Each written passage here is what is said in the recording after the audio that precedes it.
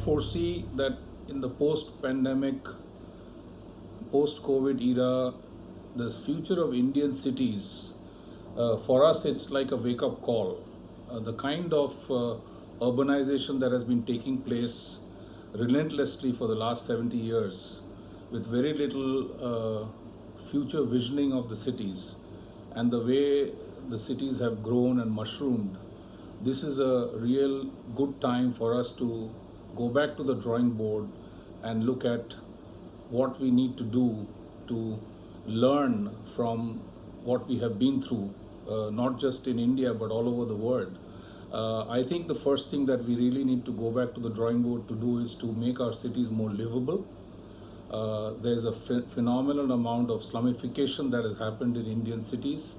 So therefore, low-cost housing, decongesting the cities and not allowing people to concentrate within the periphery of the cities and getting our cities to expand, looking at newer cities are some of the things that we need to do. We have to look at our public transportation system, the urban challenges of congested roads. We can't add any more cars. We have to look at more efficient public transportation system. Every city in India has a river support system. All those rivers are today offering black sludge instead of water. We have to clean up the rivers that support our cities.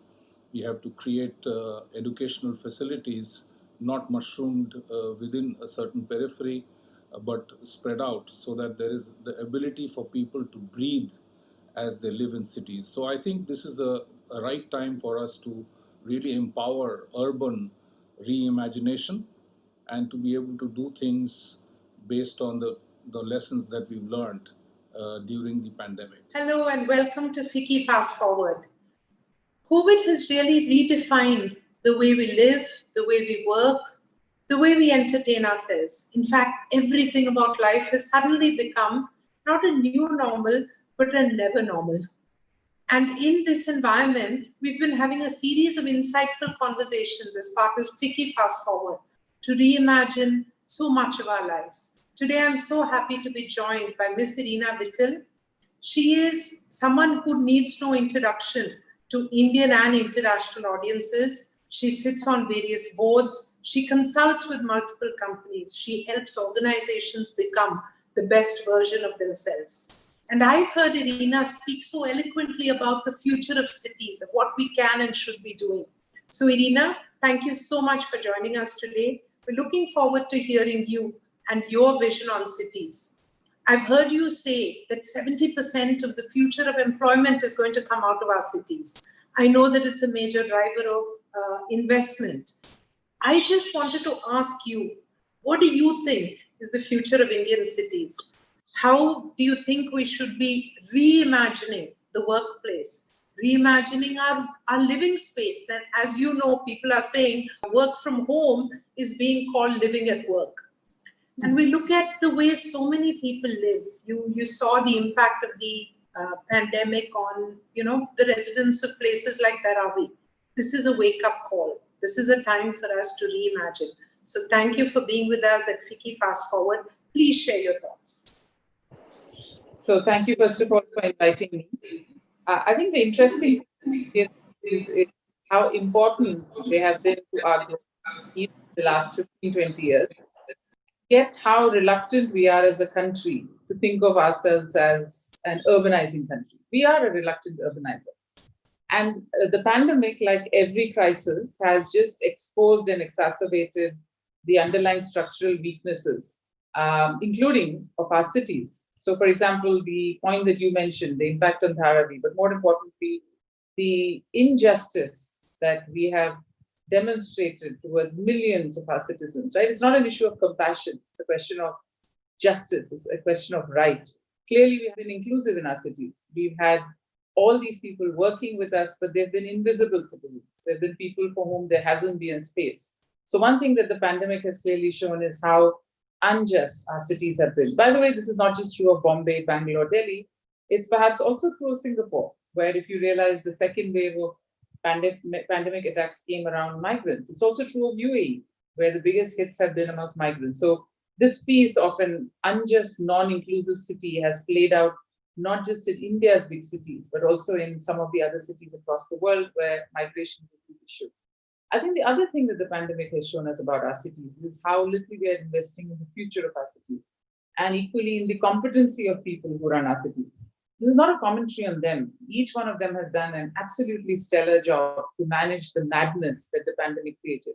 But you could see that we don't have capacity, we don't have infrastructure, we don't have a way of thinking about how to plan for big things when they hit cities. And this is only going to increase. We've been seeing the impact of rain, crazy rain, climate change driven changes in monsoon on all our cities, whether it's Chennai, whether it's Bombay.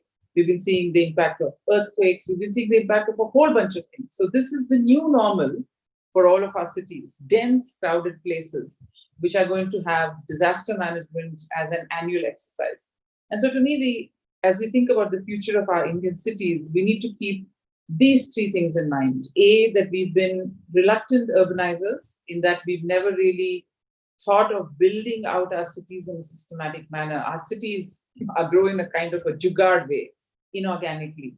We don't have elected mayors, we don't have very good policies on planning, we don't have a great way of raising funds. We haven't really thought through what should be the shape of our cities. Second, our cities have not been inclusive.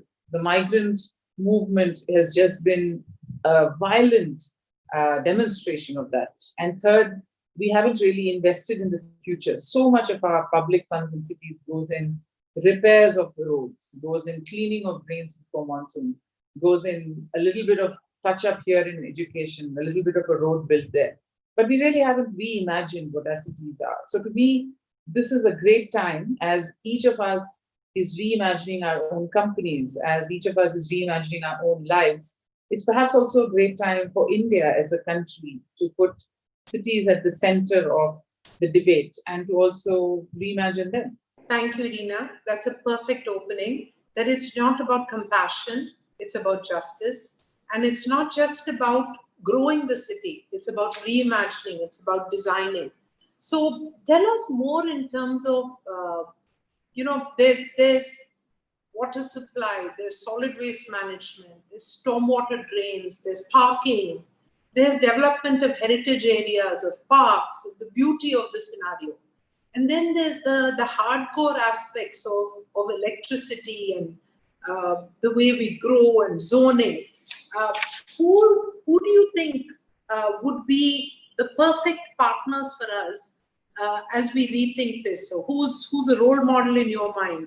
How do you see this process panning out? If suddenly tomorrow all of us woke up and said, let's do this, let's build better cities. How do you see this whole process panning out? So the real opportunity I see is actually to use cities as the best lever India has in the next couple of years to think about growth and about managing our fiscal deficit. Let me tell you what I mean by this. Before COVID, our gross capital formation had already dropped to 28%. And I can only imagine how low it will go this year when both the center and the state governments have absolutely no money. And to think about them driving investment is a bit of a long game. I also can't see how much of private investment will come in because capital utilization before COVID had dropped to 69%. And it is only one can only imagine how low it will go this year. So we are going to have pressure on where the investment into India will come from. Now, the good news is cities need all the money that we can give them. A couple of years ago, there was an analysis done which showed that to revive and grow our cities and get them ready for the future, India needed almost $2.2 trillion of investment. Even if a bit of it can come in the next couple of years, it might help drive growth, it might help create jobs, both of which are very, very critical. At the same time, to make this happen, the state will have to think about its own asset register. It will have to think about its land, it will have to monetize land, it will have to think about new ways of unlocking money over and above the debt that it can take from sovereigns who will be delighted to give India 40, 50-year loans to rebuild and reimagine our cities. Now, that's good news for the fiscal deficit too. So to my mind, the real opportunity of cities in the coming years is not just to reimagine them for citizens and for investors, but also for the government to use this both centrally as well as at the state level, as an important driver of revival of growth. In fact, I find it quite fascinating that across the world, we're already starting to see countries make plans like this. There's a Chinese city which is declaring itself as, city XYZ for 2025, and their promise is they're going to put in a couple of $1 trillion to make sure they are the first pandemic-free city in the world. There's another city which is talking about being the first 5G city in the world. So people are starting to think about using cities as interim drivers of growth when balance sheets of companies and of governments remain weak. Now, what could this look like? From the point of view of planning, I see 3 levels of planning.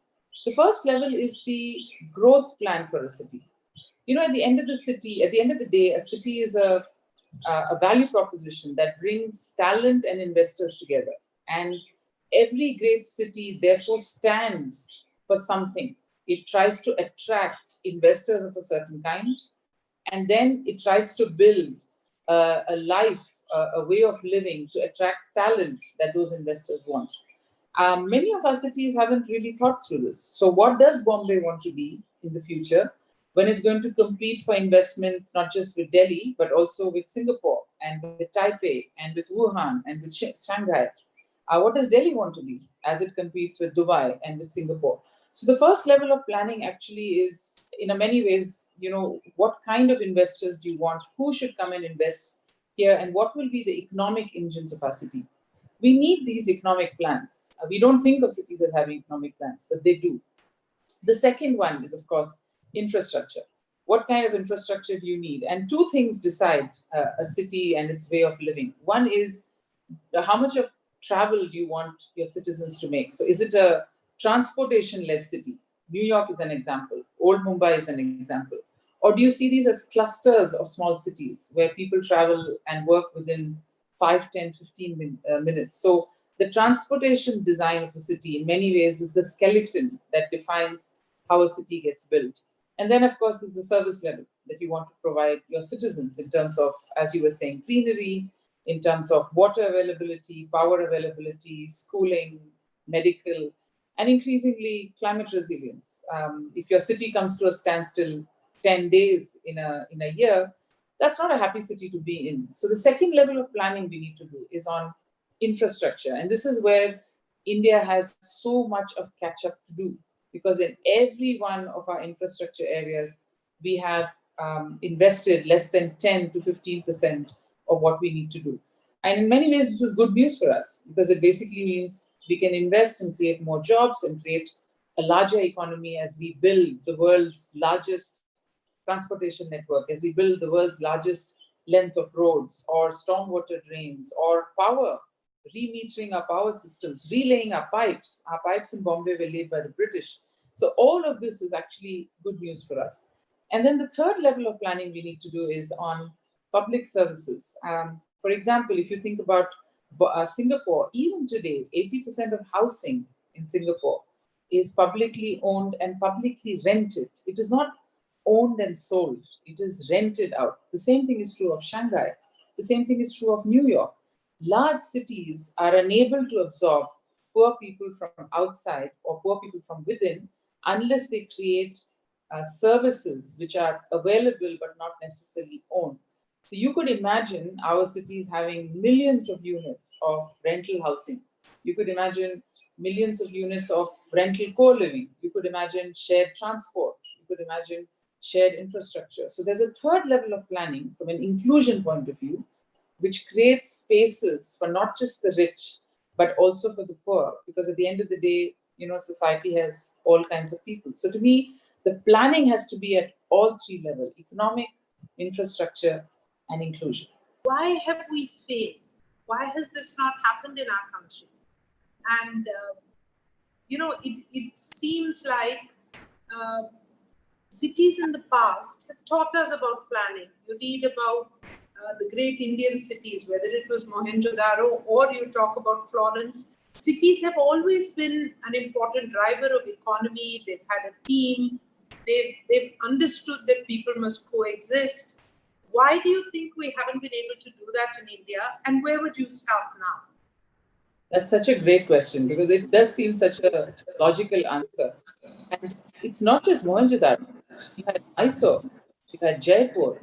These are great cities of the past. And one of the things that's common amongst all of these cities is there's an owner. The king of Mysore built the city. The king of Jaipur built that city. So the first thing that we struggle with is we don't have political owners of a city. When you take a decision on a piece of land, you're taking a decision for 50 years and 100 years. Our cities are run by some of the best IS officers we have. And these poor IS officers have a tenure between, say, 6 months and 2 years. There is no way they have the political mandate to take long term decisions on space, on land, on the amount of debt our cities should carry on their books. And therefore, even the best one amongst them, given the lack of political mandate, given often the lack of capacity, end up spending time on delivering what they can, which is repairing of roads, largely, and to some extent managing, one procession here or one procession there. The great cities of the world, if we want our cities to be great, they have to be run by politically elected and empowered mayors. We've had examples of this in Calcutta, we've had examples of this for a short period in Chennai, and every time we've seen this happen, it has worked. Why doesn't it happen more often? I think it's for two reasons. One could get me killed, but I'm going to say it nevertheless. I think it's the same reason that state governments or being at the head of state governments matters so much to political parties.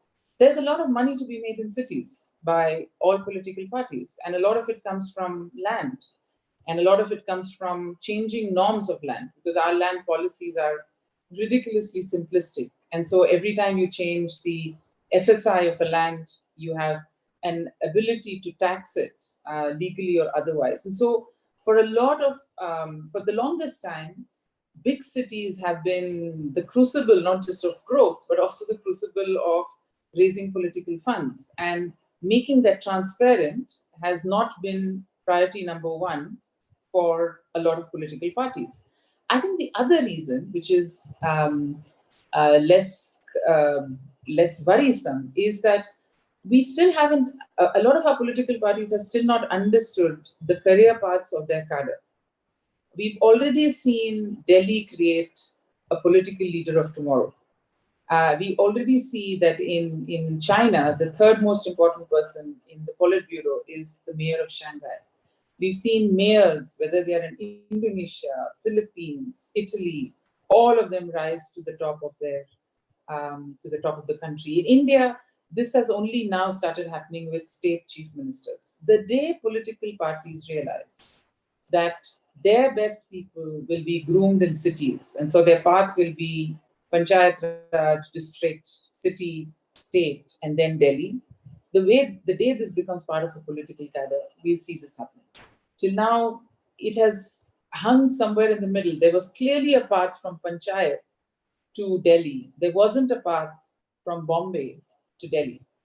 What an extremely interesting analogy. I think you're talking about the church and the state and how they need to work together, or you're talking about a completely new governance structure, which is critical to really not just make the dreams come alive, but to ensure that they stay powerful realities and don't deteriorate or dissipate. So, like you said, this is something which calls for significant political change across the country. I don't know if it's possible, but I think it's very critical to think, to imagine, to focus. Is there an alternative path? Because empowering a mayor who's not so, clear about what his political path is there a different methodology?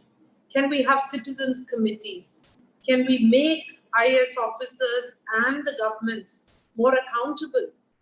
Can we build public blueprints of what we want to see in our cities? Can we reinvent smaller clusters of cities? Is there an alternate path, Irina? Because much as I would love to see it happen, I don't know how much we would be able to make it happen. No, I think it's a very interesting question. So let me just separate out two pieces. Whatever we do, we have to take it to the citizens to align. So if you look at great cities and how they plan, they will actually have a plan, a 100-year plan, a 50-year plan, a 40-year plan, a 10-year plan. And that's how cities plan. And this is true of many cities in the world. It's not just America or Singapore or London, right? All great cities plan for 100 years, 40 years, 10 years, and then 2 years. And those plans are released in the public domain. And people are given time to comment. In a place like Singapore, they are put up in malls, and people are asked to send comments. In a place like New York, anybody can go and access it. So the political alignment through citizen participation is very, very critical, so that you don't have demonstrations later, so that citizens feel that their voice has been heard. And immaterial of whether the mayor is a technocrat or a politician, I think in the larger interest of India, this kind of a planning process is imperative. Otherwise, in many cases, we've seen that there's been an elite capture in India, which is, it's only the rich, and it's only a few vocal amongst the rich who actually define what happens to a city, right? And so oftentimes you'll find that citizens are talking about being able to cycle on the street on Sunday, and that's their idea of a good city. And on the other hand, you have a whole bunch of poor people living as their neighbors, sometimes visible, sometimes invisible, who don't have a water tap. And that's not discussed in the newspaper because elite capture had made cycling on the weekend as a demonstration of a city that is inclusive, right? So I think in India, we have elite capture in planning, and then we have a very poor way of listening to the voices of all of our citizens as we think of long-term plans. So that to me is a given. Now, your point of whether it can only be a politician versus a technocrat, I think you could have a combination of both. But the broader point is we need two things to happen at the top. We need competency, because a city is about thinking, it's about making choices, it's about raising funds. I don't know if you know, but the cumulative municipal bonds that our country has raised since independence is about $1.2 billion.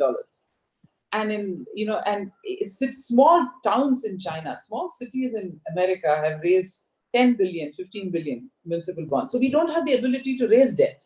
One of our cities in Western India raised $300 million a couple of years back, and it's lying in fixed deposit, and they have a negative interest on it because the poor guys have not been able to deploy it. So a lot of this is about the competency of raising debt, the competency of rethinking how to meter power and how to collect money so that your Uday scheme works. A lot of it is about, how do you think about land use? So you need competency, and a lot of the competency is technical competency, which usually sits in agencies. It can be owned by the government, but it's not part of the state government. It's like BEST, or it's like Hyderabad had a bus and company which manages its own P&L. So you need competency, but you also need the legitimacy of taking decisions on behalf of citizens. Now, you could have a thin layer of a politician or some bunch of ministers who sign off in the city, but at the end of the day, for a technocrat to take a 50-year decision is very, very difficult. No, so I think we will muddle along till two things will happen. One is till demographics make cities important, right? So right now, till you can get elected by winning in rural India, the voice of citizens in the cities was muted because they were not material to elections. In Tamil Nadu, which will be the first state in India to have more than 50% urbanization, it'll be interesting to see when the voice of citizens becomes more important. And a young social media enabled citizens might perhaps be heard more. No, or Delhi. Delhi showed that, like you said.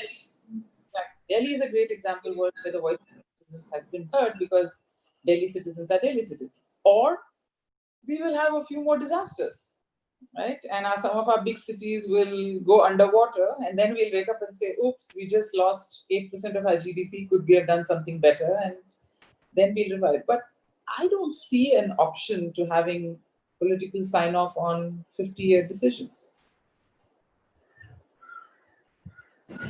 Dina, this has been a fascinating conversation. I think, first you structured the entire scenario of reimagining what our cities would be.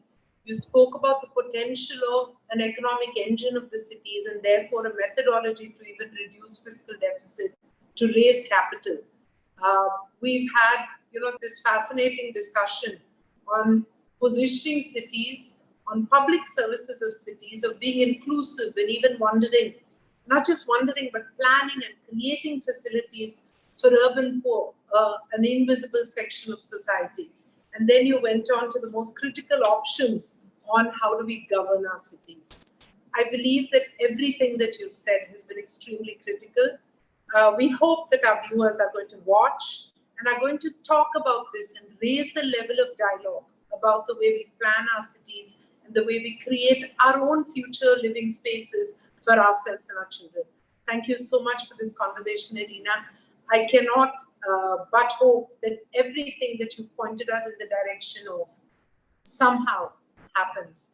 And I'm not going to say somehow, because very shortly, you have inspired me to continue this debate, to make sure that we continue and have other voices come in, because this is so important that it cannot be contained to just 20 minutes. So I'm going to keep calling you back.